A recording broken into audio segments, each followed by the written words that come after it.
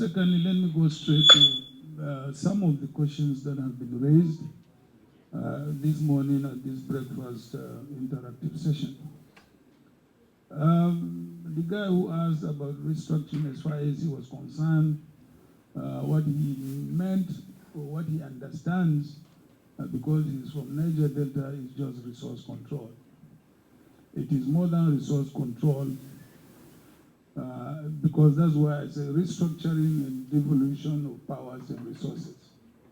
Yes, you will get more resources, but we'll also give you more responsibilities commensurate with the resources we give you, so that you don't turn around and blame the federal government all the time when you don't utilize your resources.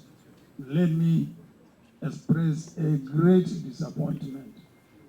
We created the Niger Delta Ministry, and in fact, it was in a paper which we developed together with intellectuals from Niger Delta. I remember in 2011 when I was running for president.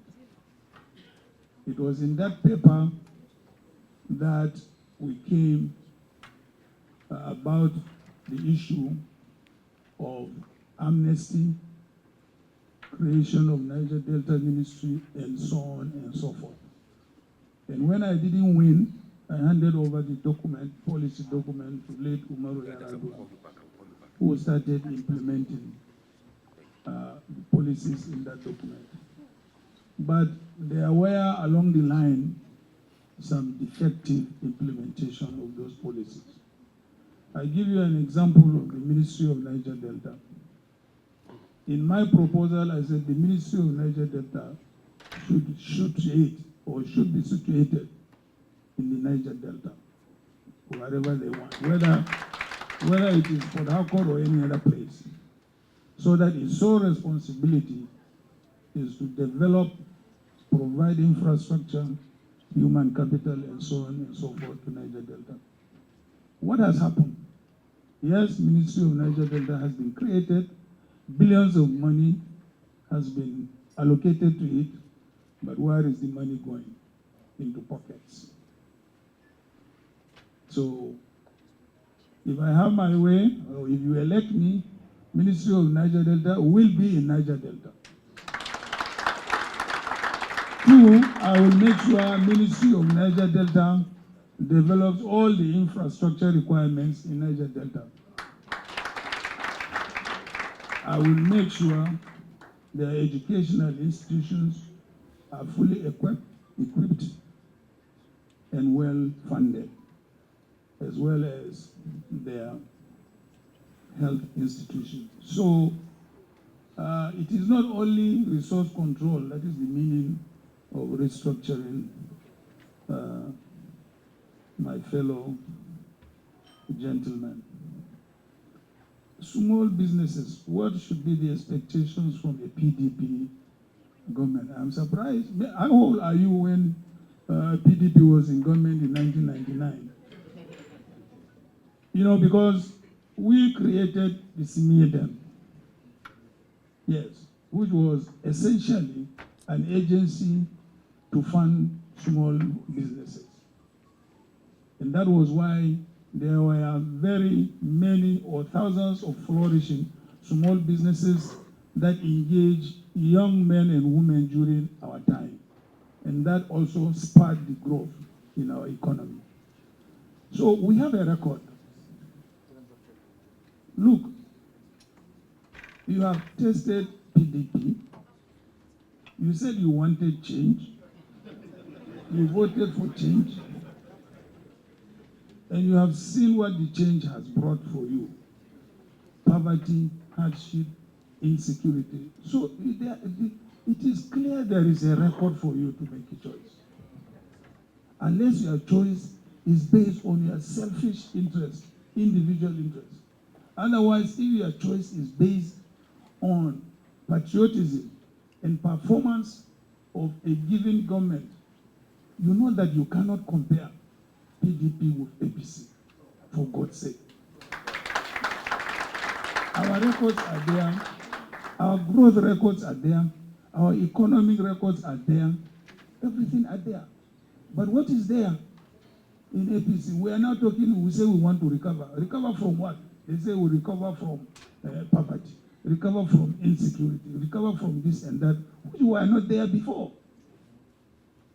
Even if there were any one of them were there before, it was at a very, very minimal level that did not affect our national life. You know, conflicts, regional and national. I have visited a number of West African presidents in the last 1 or 2 months. And what I have assured them is that Nigeria will come back.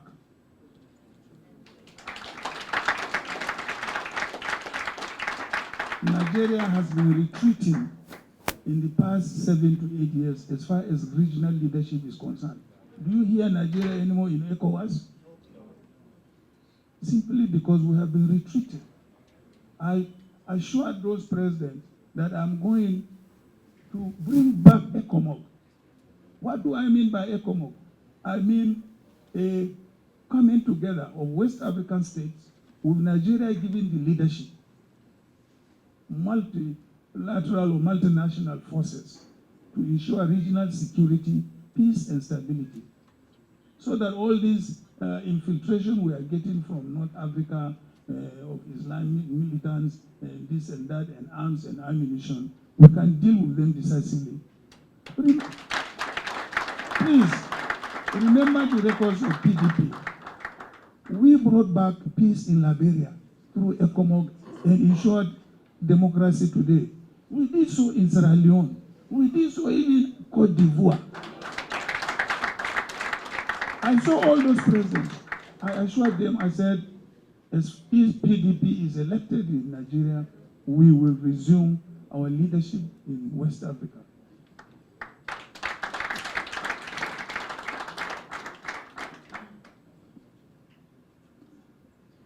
Again, the issue of insecurity. Of course, I mean, if we don't secure our country, businesses will not be safe. Farmers will not go to farms. That's why when you go to Kasina, when you say PDP, they will tell you in Hausa, Akorinywa, meaning drive away hunger or eliminate hunger. What brings hunger? Poverty. Not so? So, and we didn't have it during PDP. That's why sometimes, you know, not for me, I begin to wonder, what is wrong with Nigerians? Do they really remember? Do they really, I met the Minister of Education in the foreign university, in fact in Oxford in UK. I said, Mr. Minister, our children don't now study the history of Nigeria. What kind of a country? They cancelled it. I said, please reinstate that. He said he's going to reinstate it. Till today, he has not reinstated. That's why you have very, very short memories, because history is not being taught. All of you are of the current generation. And therefore, you don't even remember what happened 10, 15 years ago, 20 years ago. But PDP, as I said yesterday, is the oldest political party in the history of Nigeria. No political party has been as old as, PDP in the history of Nigeria. So I believe once we secure the country, businesses will be safe. Everybody will be safe to operate anywhere he wants to operate, day and night. Like I saw in Maiduguri when we went, clearly the police, first of all, are undermanned, ill-equipped. I saw it because I am a very well-trained police officer. I was among the first graduate cadets to be trained by the Nigerian police in 1969 to 1970. I could see it. As I stand on the podium, or as I stood on the podium, I could see the police are poorly trained, poorly equipped, poorly motivated. So that's why I identified security, provision of security, as one of the 5 major policies I will confront if you give us the opportunity. Human participation and development. Of course, during our time, we were the first government to comply with the Beijing resolution. Which was Beijing resolution? Is to make sure that at least 30% participation in government is achieved. And we achieved that during our administration of PDP between 1999 and 2007. And it is the same PDP. We are the same people who achieved it. And we can do it again. Having said that, personally, not because you are a woman, but my greatest respect is to my mom.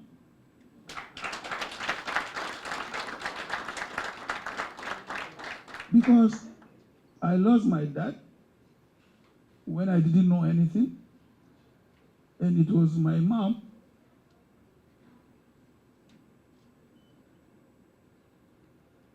and it was my mom that brought me up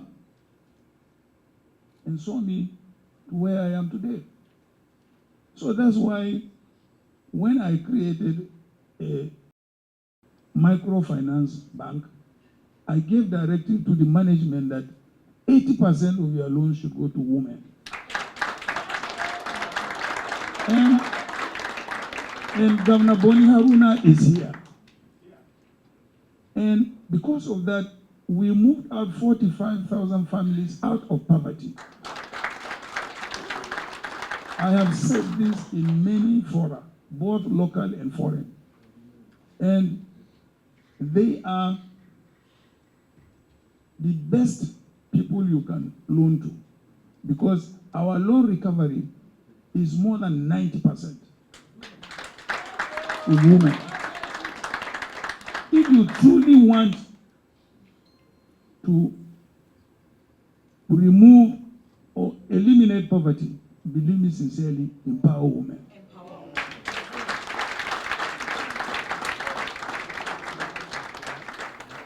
So, but we cannot empower you when you don't come forward. Yes. You have to come forward and we empower you. I mean, if you go to my university, the best students have always been women.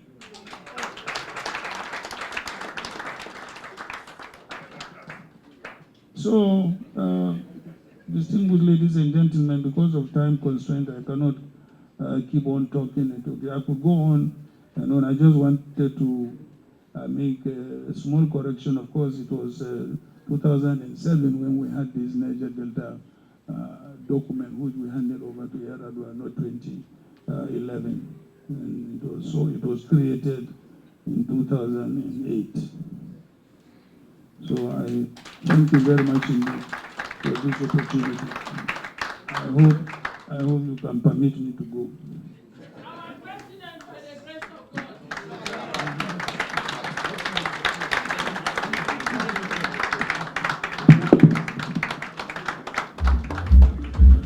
Okay, Your Excellencies, just before.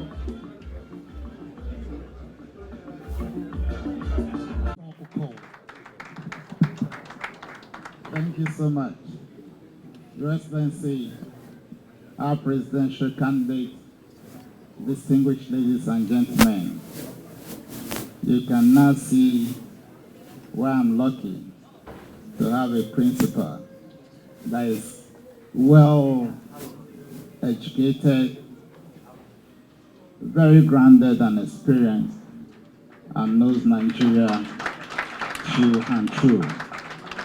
I've always said that I count myself lucky to be his vice presidential candidate. But when you're working with a man with great knowledge and experience, you find it very easy to work. And together, I believe, working with all Nigerians, will recover this country and right the wrongs. You have listened to our candidate, and I guess we're very impressed. But starting from the lower part, he has just told us about the pathway he's going to take in ensuring that women become more visible. In Delta State, if you take time to check, we have special programs to develop our girl child. We have what we call the Girl Child Entrepreneurship and Skill Training Program.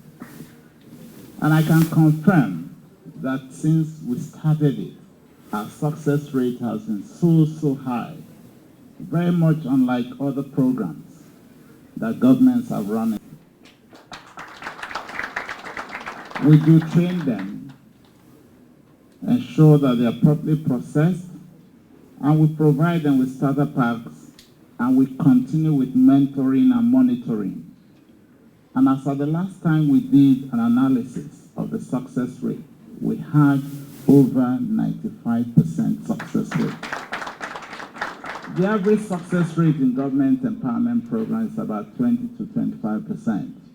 When we entered into the monitoring and mentoring program in our several job creation outfits that we have, because we have several of them in several layers, we went up to an estimate about between 65 and 70%.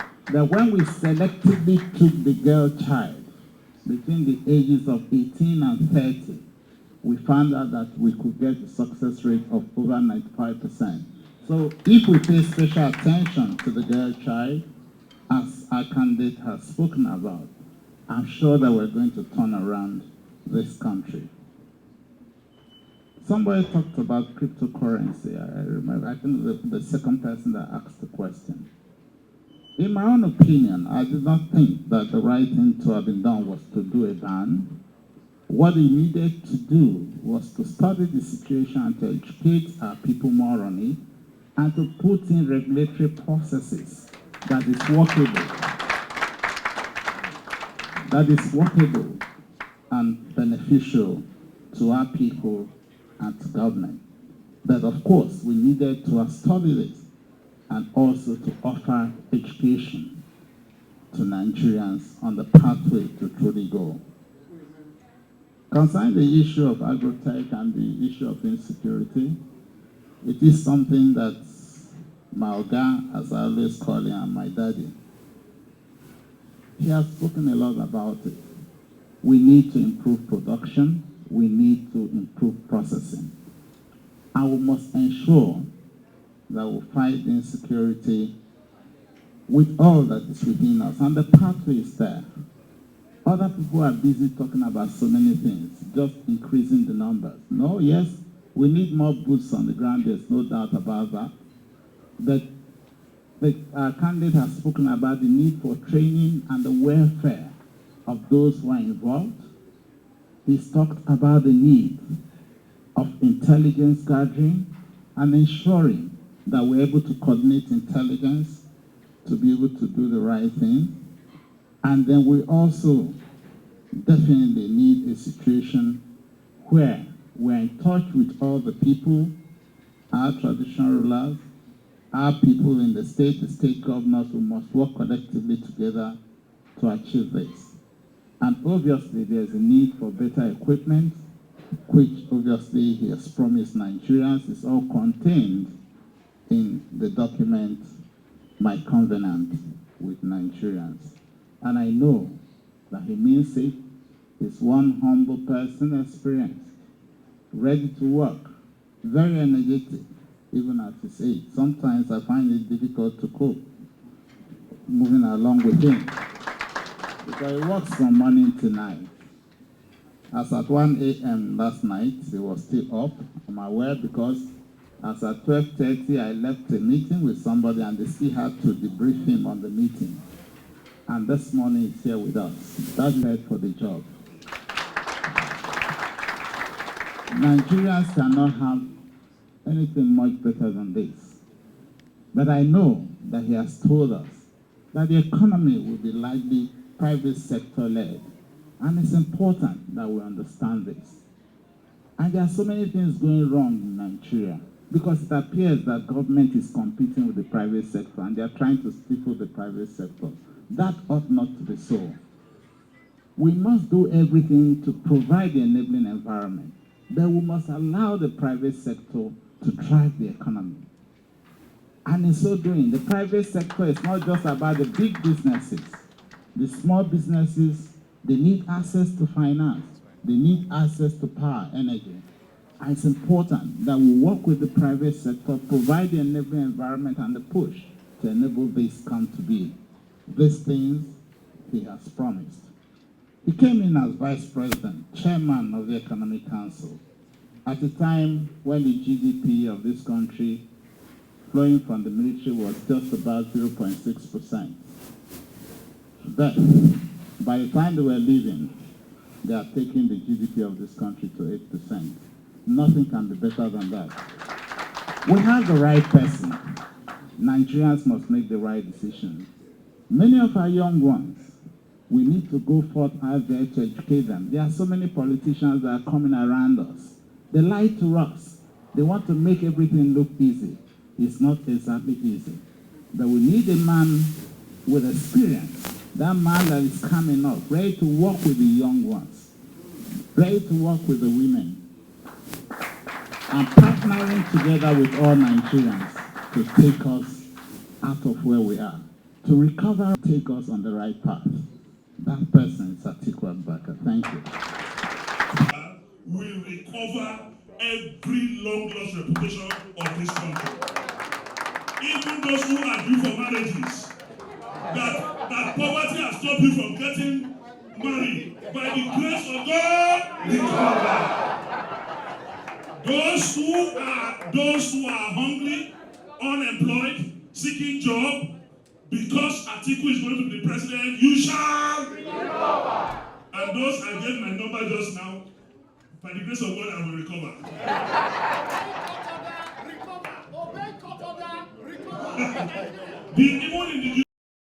Thanks for checking out SYMFONI on YouTube. Please be sure to subscribe and like our videos for updates.